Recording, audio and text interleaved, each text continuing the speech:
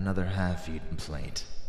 You do realize that food is not typically given to prisoners of war. This is being wasted if the meal isn't completely eaten. Don't tell me you're still in shock after the princess confessed everything. I had a modicum of respect for you. Don't make me rethink giving you such a privilege. The truth hurt, didn't it? Oh, poor puppy. It was only a matter of time before you finally learned who you enslaved yourself to. Not everyone can be born with natural wisdom, after all. Besides, the precious hero of the realm is known for his charm. You were under his spell, just like your merry band of misfits following him. Of course I'm right. You don't need to acknowledge that. I've known for the longest time that the hero is a pig in wolf's clothing, pretending to be great when all he really amounts to is a lie. It was never him who slew the beasts, was it? He never let his hands get dirty, but he sure loved to take the credit for such. And you allowed it. There's no point in tucking your tail between your legs now, little pup. All that's left is to simply accept it. Huh? His dream. You wanted to believe him in his dream? What dream could he have possibly fed you to instill such obedience? Oh, I want to hear this desperately. A world of peace for everyone. Oh, such a brilliant and totally original concept for any hero with a stick and a shield. Such a mighty dream. An illustrious one, glorious even. I'm in awe of even thinking about it. Bravo! I would be such a slave to that wish as well if it wasn't so moronic. Do you really want world peace? I'll tell you the secret ingredients for it, since your obedience is so cheaply bought. It's very easy to obtain, I promise. Do you want to know? The way you get world peace is to eliminate any and all free will. You see, free will allows people to think. And what, pray tell, do thinking people do? They learn. But they don't just learn how to survive. Oh no, mortal beings with brains are much too adaptable to just bang rocks together for fire. We learn morals, behaviors, desires, and fears that shape the way we speak to others, how to get food and goods from others. Now, let's use our brains and consider what that entails for a moment, shall we? An example, if you tell a starving beggar that a farmer who is trying to feed his family can only sell his produce at a price they cannot pay, what do you suppose they would do? Go on. Tell me. What would they do? Well, of course the beggar would find another way to get food. They're starving. Sapped dry for one reason or another and on the last thread of their existence. But what I am asking is, what would the beggar do if faced with food they cannot purchase? Does your mouth no longer work? Or are you afraid of seeing reality again? The answer is obvious. They would take the food anyway because their survival is all that matters. Survival is the most basic concern anyone with a brain has. You really don't believe that a beggar, with nothing left to lose, wouldn't just kill the farmer for his crop? If so, you are truly naive and cheaply convinced.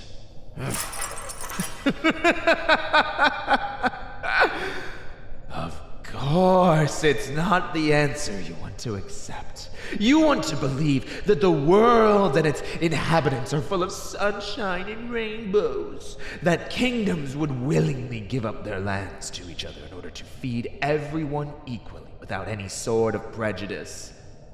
In your precious little head, everyone shakes hands, smiles, would happily be about their day if it wasn't for... Oh, wait. That's right. Reality! In the real world, people kill each other for food, sport, or just because they were in the wrong place at the wrong time. Children starve because they were born in the streets instead of, well, in a high-class district under noble ceilings. Not even animals are safe from the occasional kick in the stomach when they approach someone for shelter. You really think the world is capable of world peace just because a hero wishes it? There's no escaping this reality check, dog. It's about time you woke up to see that your precious world peace can only come true if no one has free will.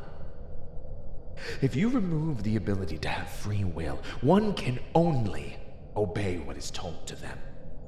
In order to survive, they'll become obedient and reliant on someone who will guide food into their mouth. A pawn without a brain, a doll without a hope. But at least they won't act out on someone. Oh no, they need permission, for they have no free will to consider harming someone. They can't think for themselves. So how could they? Imagine if I did that. If I completely destroyed the minds of every inhabitant of this world. You'd get your precious world peace, for I would be the only one to dictate everything. No one could rebel against me. Everyone would finally understand one another. No wars, no conflict. Eternal peace at last. Isn't that what you want? Of course, that is a truly tiring and moronic goal. Without free will, people are just boring, bland, useless, and I despise uselessness more than anything. Besides, without conflict, there can be no growth. Society cannot thrive if it can't figure out how to not resolve issues between people. It's the unfortunate trait of being sentient beings. To learn, we must experience. It's truly a tragedy. We are doomed to march at our own paces, always wary of anyone who will try to change the tempo. Oh, my dream? How curious that you should ask me. Are you finally seeing the light? Do not tell me hunger and my foot has made you subservient. Well, I have no such dream. No ideals of world peace or anything fluffy and annoying like that. I have ambitions and goals. Those are obtainable, for they're planned and pushed towards in logic and reality. Regardless, I wish to rule. Clearly, obviously. But in ruling, I will have control over what people do beneath me. There will be no spitting upon street rats under my banner. Nobles will be servants of those who look up at their lavish homes. If any disagree, well... they can simply not live under my rule and surrender their lives under my sword. How is that fair? Life isn't fair. It is only those who have power that dictate what is fair. That is why your hero tried to establish himself, for power. It is not through goodwill and wit that allows people to control society. It is unbending power, gained through any means possible to ensure those beneath you cannot wiggle out from under it. With power comes control. You control where the money flows, who gets to eat, when wars get to rage on in the land and between who. You may not like it, but reality doesn't care.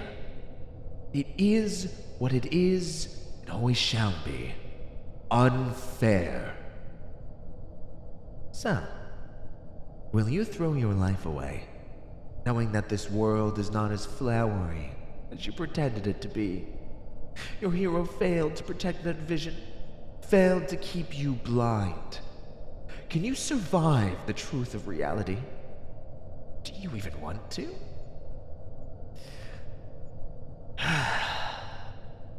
It'd be such a waste to see you stoop so low. Your strength is quite admirable if given direction. You are meant to use your power, not let it rot away in defiance to the world around you. Tell me, are my assumptions of you misplaced? Do I hold in my hands not a fighter, but a miserable wretch without motivation?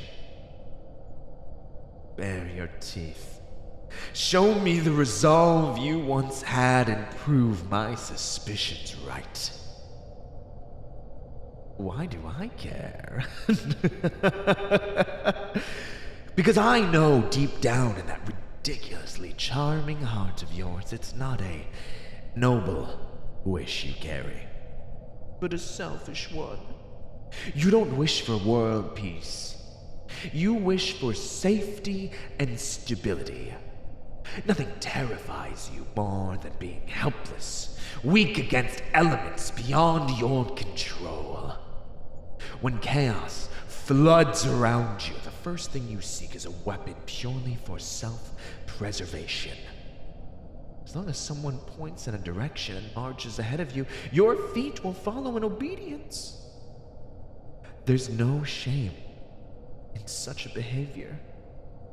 Like I said, it's natural to try and survive in any way we can. I'd be disturbed if you didn't have such instincts. Yet, you remain here, unwilling to eat, barely able to accept the truth. Your resolve is balancing on the edge of a knife. Why? Why not hand your life to me? A new purpose, and bring you back to that mist of ignorance you so crave. Or perhaps it can help you accept the truth. Either way, your life still rests in your hands. If you hand it to me, I can at least promise you an interesting life beneath my banner. Your skills would not be wasted, and perhaps you may become strong enough to accept this new perspective. Don't keep me waiting long. If you wish to join me, then I expect you to have the strength to finish your food. Prisoners are not permitted to eat, after all. Are you a prisoner? The choice is yours. Do not make me wait for an answer.